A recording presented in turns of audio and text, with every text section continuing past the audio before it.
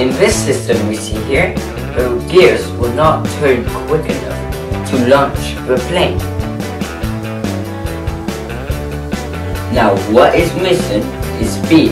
If we have more speed, our wheels will turn faster, which makes our plane go much further. Now let's see how we do that. Now we do that by gearing up. Our system here, see the motor? Is a big wheel, and it turns a small one, and so it goes quicker.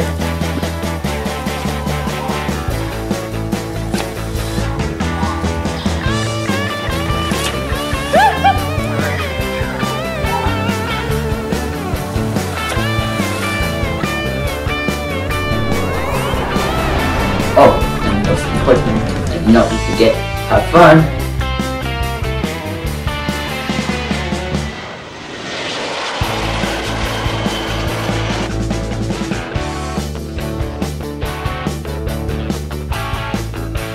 Type of simple machine, basically wheels with teeth.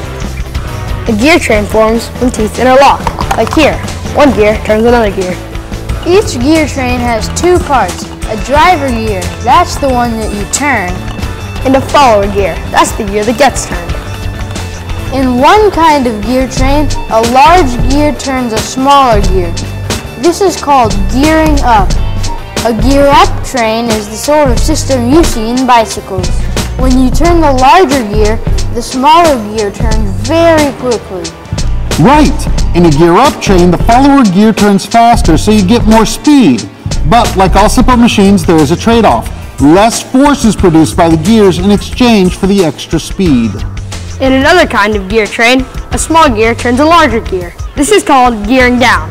A gear-down train is the sort of system you see in amusement park rides, like a carousel. When you turn the smaller gear, the larger gear turns very slowly. Correct! In a gear-down train, the follower gear turns slower, so you get less speed.